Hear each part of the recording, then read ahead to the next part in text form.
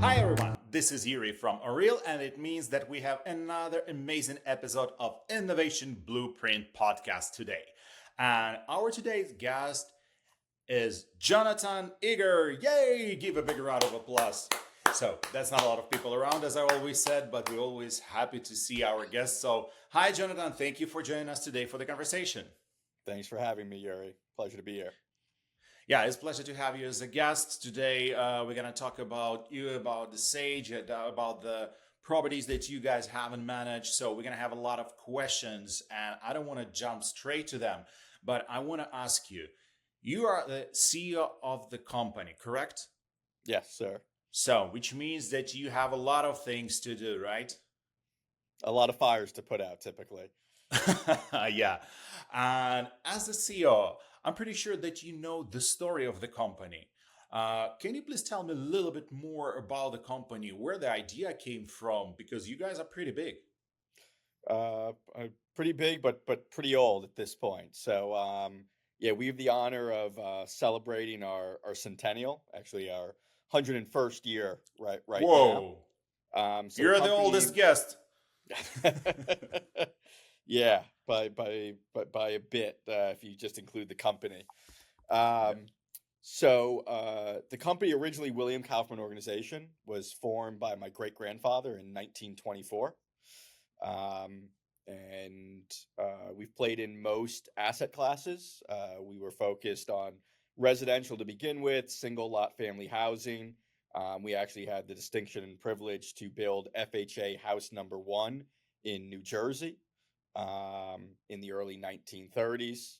Um, my great grandfather William had two sons, Melvin and Robert. They both served in World War II.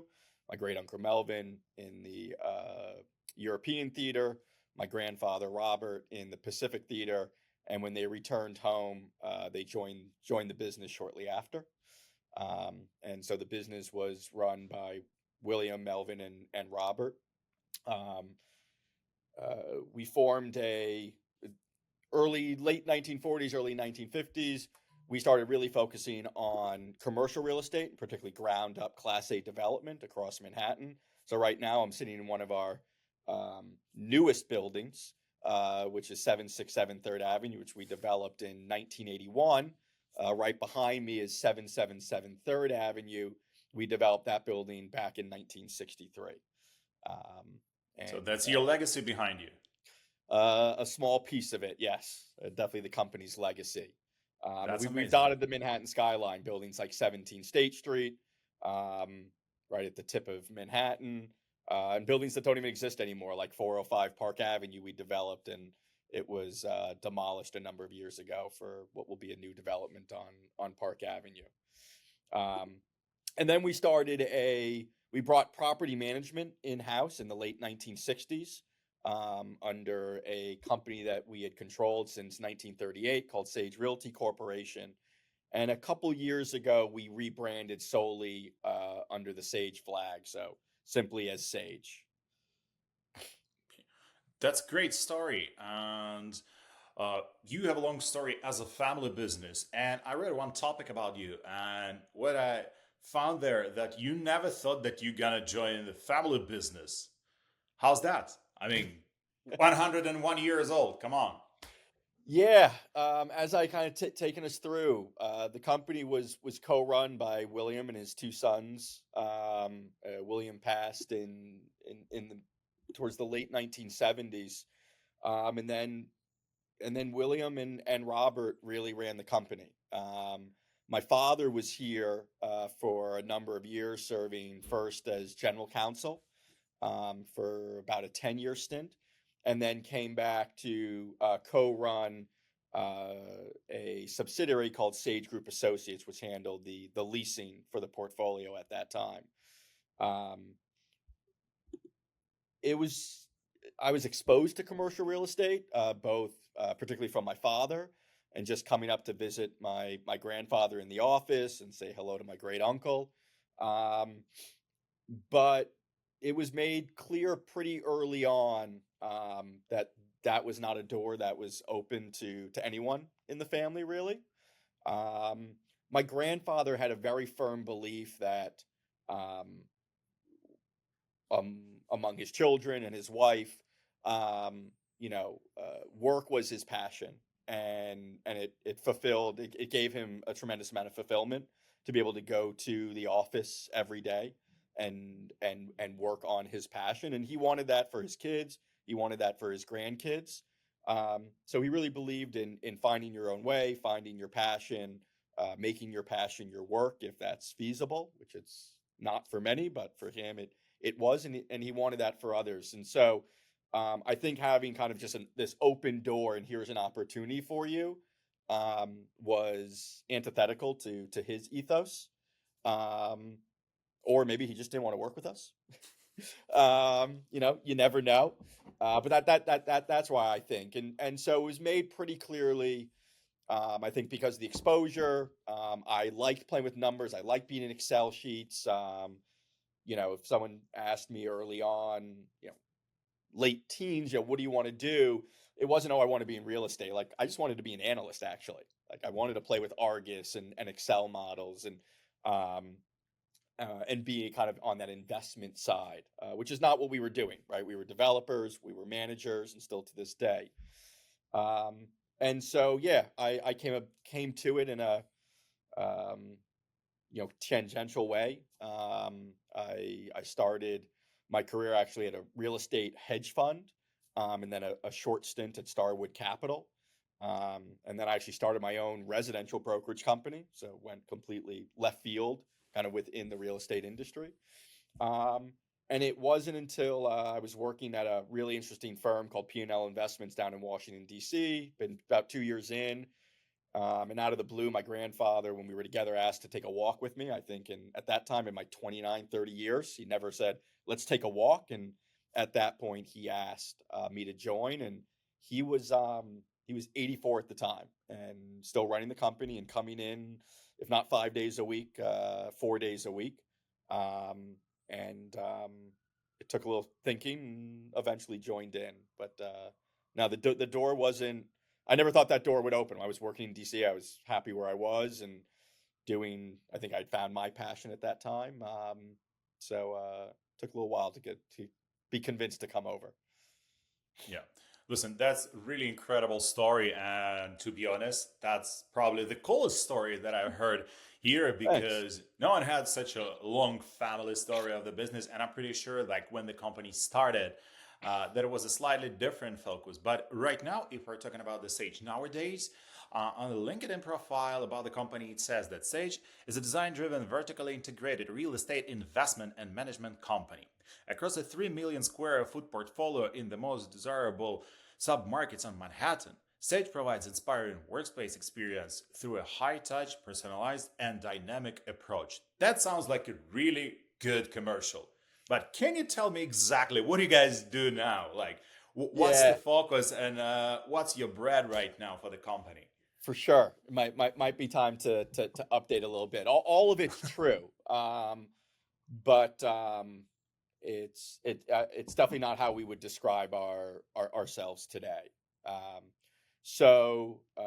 Sage is all of that, right? We work with institutional investors. We've developed commercial properties. We own commercial properties, and of course, we property manage, experience manage today, construction management, asset management. Um, Provide marketing services, actually in-house design services. So true full integration. Um, but really, at the heart of it is we are a purpose-driven organization. Um, Again, we've been around now for just over 100 years, and um, and our vision as a company is to enrich the lives of people at work. And the way we do this is we provide beautifully designed spaces, inspiring experiences, all through exceptional service. And that ethos, that vision is effectively a direct quote from William Kaufman, dating back to when we developed and operated 711 Third Avenue, our first ground up office development. And it was this realization by William, in the late 1940s and early 1950s, as the GI Bill was creating this, enormous educated workforce in America. And our central business districts. Um, and where would these people work? And it would be in modern high-rise buildings. But it was the realization that these people were going to be spending more time in an office building than in their own homes. And so, how can he make a building more homely, more comfortable? Um, and I think that that customer expectation, has exponentially grown, obviously, from the early 1950s to where we are in 2025. I think we've seen probably the greatest shift of what that expectation demand is in the last 5+ years. And it started before COVID. COVID just kind of juiced everything kind of in that world. Um, and so what Sage is today at the heart of it, is we manage properties with the vision to enrich the lives of people at work within those properties. Um, and as a business, where we are taking the company is much more akin to what we see in the hotel industry. So in the hotel industry, there's this concept of the flag model, right? In the United States, 70% of hotels are flagged and 30% are considered independent. So a flagged hotel would be any of the 30 plus brands under Marriott, a Marriott, a Courtyard Inn, a JW Marriott, a St. Regis, a Ritz-Carlton. Four Seasons is a flagged hotel, right? Mm-hmm. Yep. And I think what most people don't realize, for the most part, is that those hotels are not owned by Marriott Inc., right? Marriott Inc., the publicly traded company, is effectively a franchising and licensing company, right? And in fact, most of the time, they don't even manage their own brands, right? They will manage all their 5-star hotels, right? And some of their 4-star hotels. But if you end up in a Marriott Courtyard Inn, which is still a very nicely managed, 2-3-star flag, there are other companies even doing that. And what we haven't seen in the commercial real estate sector is a branded experience, and that's really what we've stood up across our entire portfolio, what we continue to invest in, and what we're looking to do and talking to other owners is extending that flag, the Sage brand, to other properties. And at the heart of a brand, right? When people describe their time in a Four Seasons or a Marriott or a Hyatt or a Hilton, right? They're describing how a hotel makes them feel, right? We rarely go back to a hotel specifically because we may choose within that brand, right? Because a hotel has a pool or a gym that you like. But what hotels do is that it creates brand loyalty, right? And so first and foremost, you look to go to that brand under Marriott or a Four Seasons or a Motel 6, right? Um, and it's because at each of those hotels, whether it's owned by someone different and even potentially managed by someone different, if it falls under that brand, there's a consistency in experience that you've come to expect that they've built. And that doesn't exist, right? I think even for great operators in New York City, or Vornado with Tishman Speyer and RXR, going into a different Vornado building is going to be a different experience, from how you're greeted by the security guard, to what even some of the day-to-day responsibilities are of the property manager, to the services and offerings that are provided to you in each of those buildings. And that's really our differentiation. If you work at 747 3rd Avenue and you're paying $62 a square foot, or you're paying $115 a square foot at 437 Madison Avenue, the buildings may have different amenities. They're obviously going to be aesthetically look different.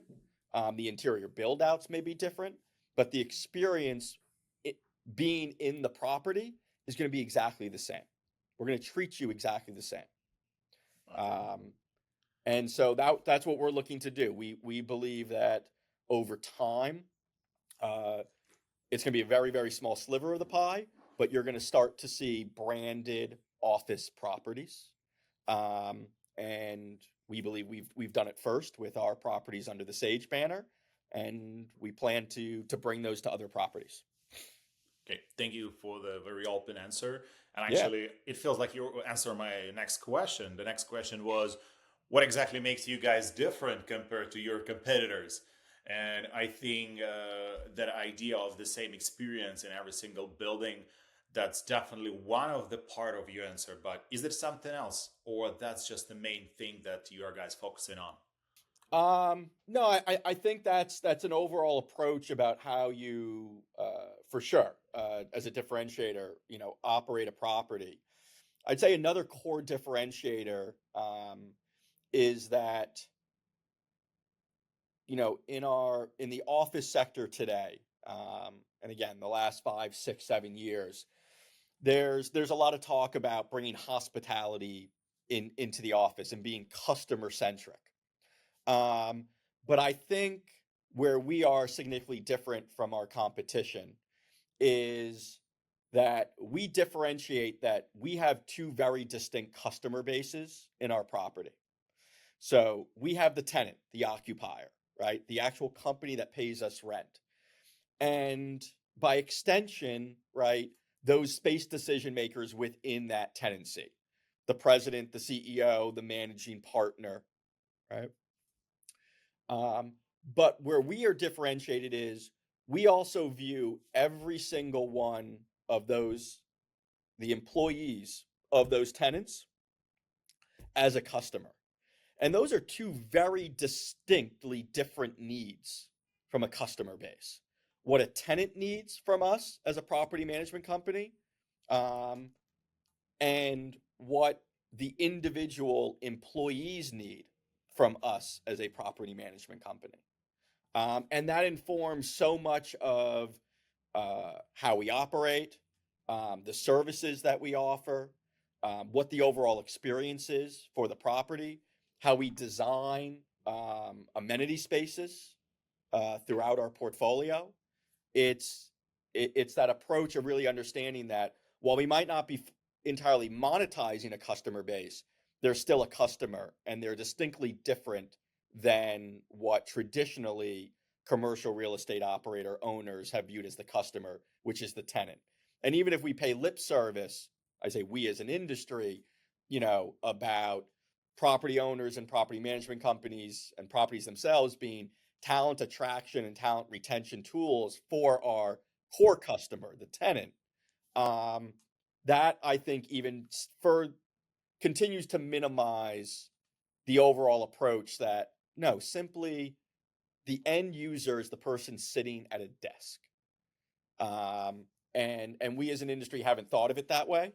And by not thinking of that way, I think we come up short in the overall experience and offerings and services and benefits that we can provide to our users, all being driven again by that vision of enriching the lives of people at work.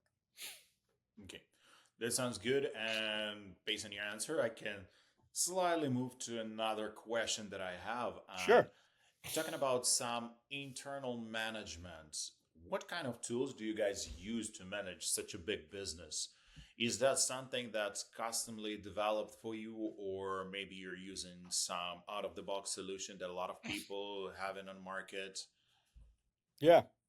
Um, we've always been an innovative company, whether that was technology when we were developing in the 60s and 70s. One of our number one selling points when we built 777 Third Avenue in 1963 was we were the first commercial office building to use Westinghouse's Mark IV elevators at the time. Um, and we were, I think very much ahead of the game when it came to built-in on-site security systems and what that looked like before it was widely adopted unfortunately after 9/11. So we're always looking at technology. We're looking at technology from the standpoint of, what productivity and efficiency can it bring to us? Does it support our vision of enriching the lives of people at work, both our customers and our employees, right? The boots on the ground and the people in the corporate office. Um, my preference, it's always a tug of war. Um, if we were of larger size, I think we would typically look to build more than we have bought. Um, I We've been lucky where at most of the times that we've looked to build rather than buy, um, a solution, if not apples to apples, maybe apple to orange apple, like, within the same realm has come about. So we no one was there was no software solution for kind of deal flow, right? I mean, like almost like a very simple CRM that you would see in almost any other industry. Commercial real estate didn't have that. You were tracking leads, prospects, tours, leases out, leases executed on Excel sheets at best. This is like 2010, 11. Um, and So so that we was your started to, roots. what's up? That were your roots. Yeah, Yes. you Yeah. said that you start working and you want to work with the Excel sheets. Yeah. It's, and yeah, I enjoy doing it, but from an efficiency and productivity standpoint, and from the analytics side, there was none, right? Um, and then, while we're literally have this RFP out to build this software solution for us, the company View the Space starts up. And we could see their product roadmap was going to very much align with what we were looking to build out. Similar instance when we were looking to do this for interior construction management, a company called Honest Buildings at that time. This is kind of the nascent days of what we would call, prop tech. And over time, as the prop tech industry grew, and we became a early adopter for many of these solutions, like at the time, Honest Buildings, which was acquired by Procore, View the Space, which is now VTS, which I think has like 12 billion square feet on their platform. We were their sixth or seventh client, and being early on and kind of understanding a little bit of the tech side, but really, how it can create real value internally. We've had the great opportunity to help shape some of those products for the industry and particularly for what our needs are. We have a tremendous amount, a vast tech stack, everything from Jones for certificate of insurance management and compliance. Um, we've gone through a couple different tenant experience apps. We're currently on VTS Activate. Obviously, as an ERP, for our industry, it's Yardi or MRI. We're Yardi. Where we are right now is we are doing one internal. I gotta call it internal development. One development, really as a pilot, as a test case, and we're just calling it Sage OS, right? Our internal operating system. And we're doing this through no code, low code. So building this on currently Airtable and no loco at the moment. And it's really a pilot. And we know that the functionality and the scalability that we want, that we would require in the future, would need to be done as a full dev at some point, right? Done by a firm like yours.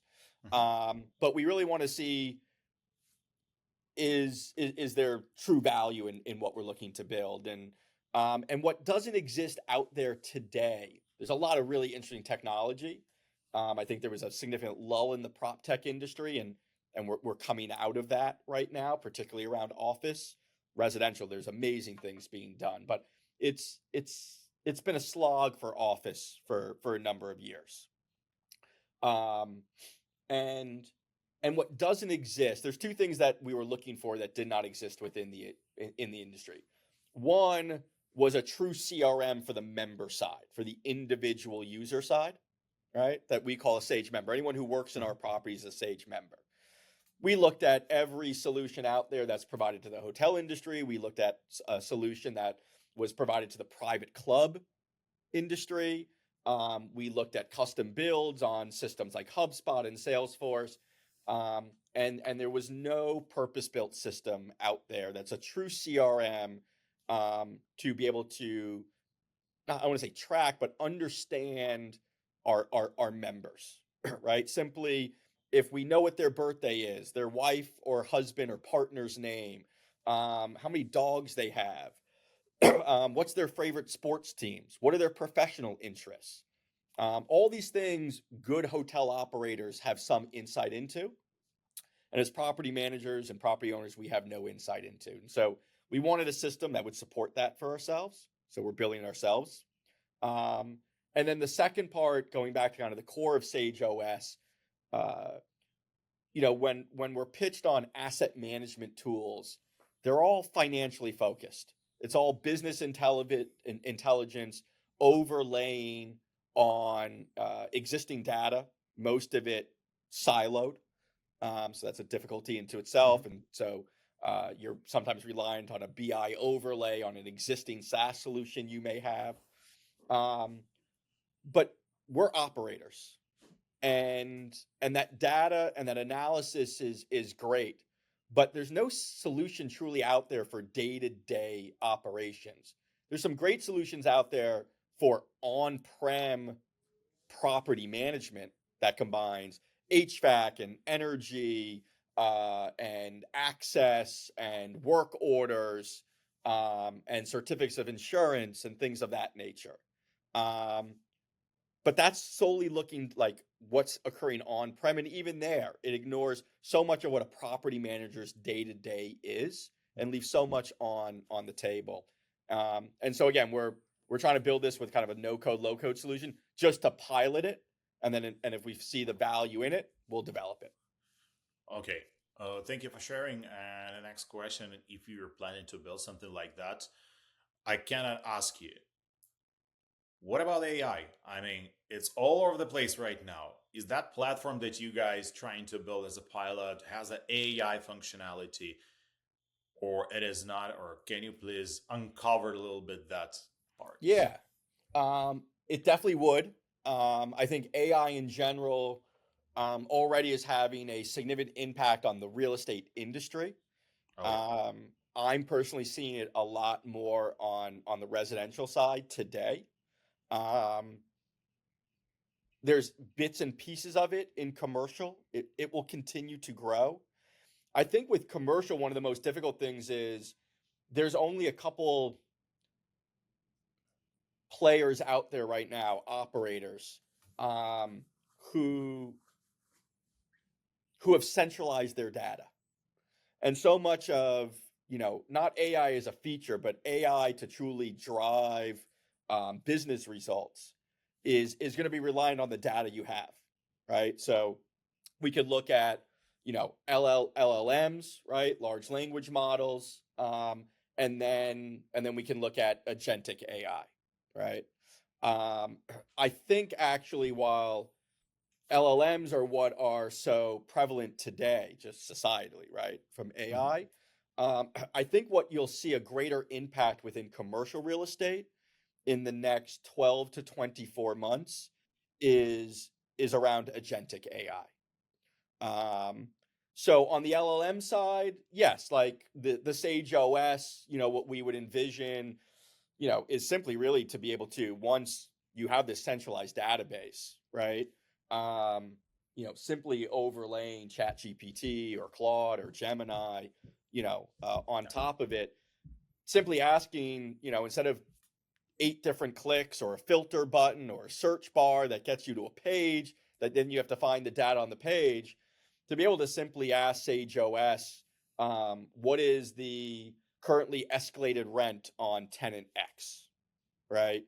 Does tenant X have any options? Are there any options on this space? So my director of leasing or the entire leasing department, doesn't have to go again into VTS or into Sage OS, look at the options report, drill down to the property. You can just simply ask, um, are there any options on suite 2303? Right. Um, I think that is going to be unbelievably powerful, but you have to have the database Yeah. centralized to do it. That's actually was the question. regarding the data. Do you guys have this data for the last 101 year, or you just start collecting that recently? Oh, I wish. I wish. Um, we we have slivers of it, which is I think better than can be hoped for. Um, Again, we don't need to go 100 and 101 years back. And we definitely don't go with this, the 75 back, as we've really focused on office. Not that I think that would tell us much, but yeah, there's data that we have that goes back to 2010.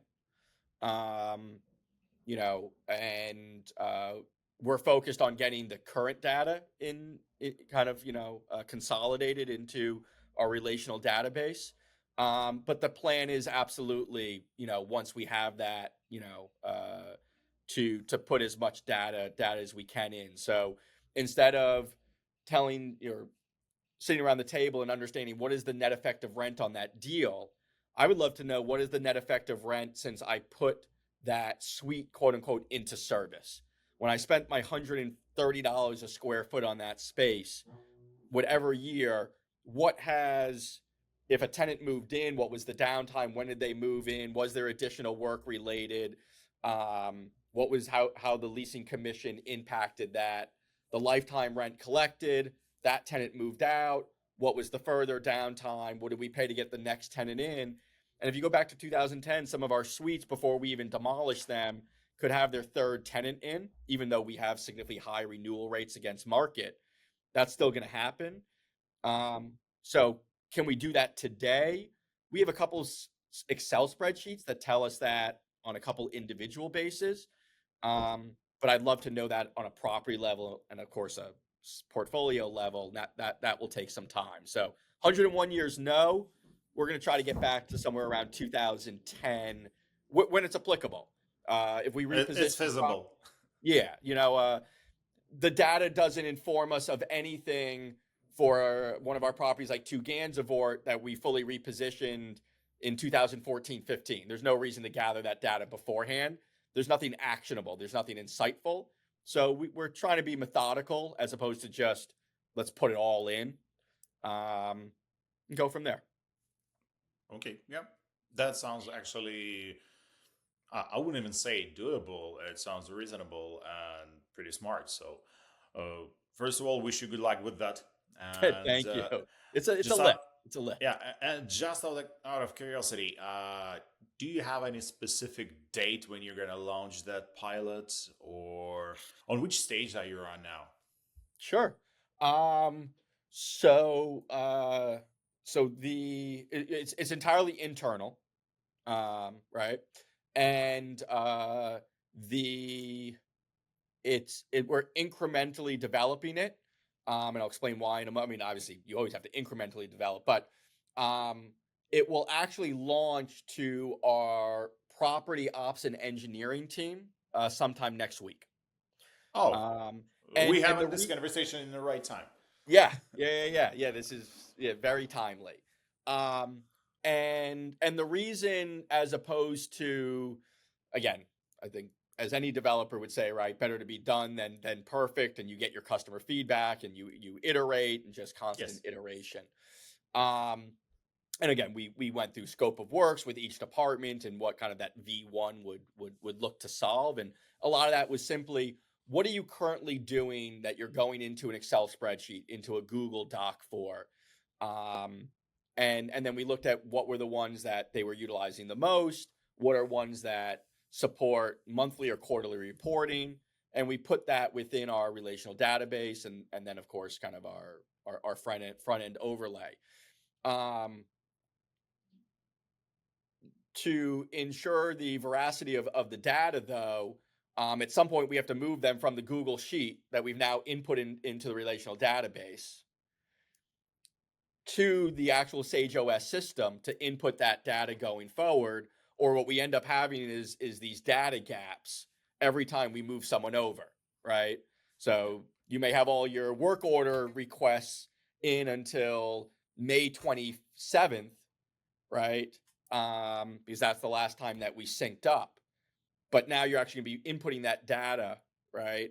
either hardlining it or importing it, right? It's from a CSV Excel file, or through some type of webhook, make Zapier connection, or ideally an API, of course. And anything beyond the API, there's going to be that gap in data. And so we're going to slowly be incrementally bringing people on over the next 6 weeks, and Property Ops is the lucky team to be first.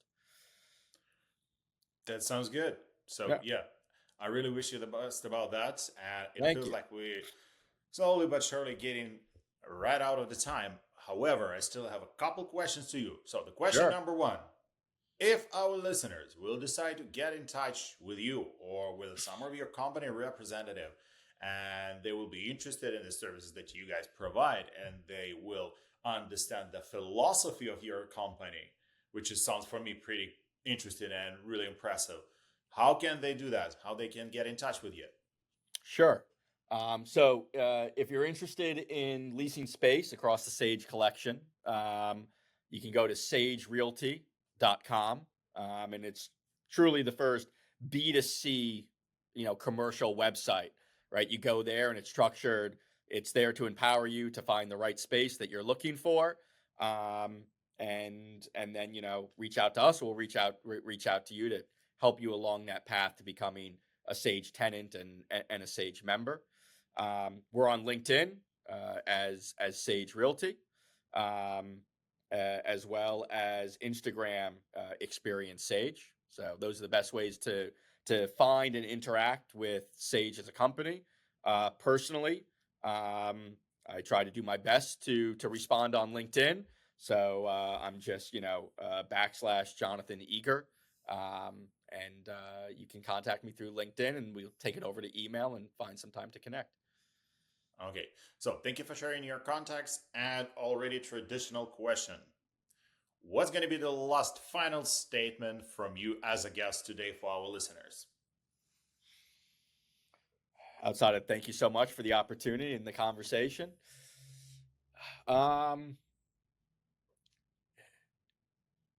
We don't pay. We as an organization, 100+ years old, where deals originally were done by handshakes, right? We don't pay lip service. So what you read on our website, what you hear from our property managers, our internal design team, everyone who works for us, those are the services that we provide, and our vision to enrich the lives of people at work is not something that came out of let's hire someone and come up with a vision, mission, value statement and make it sound good and marketable.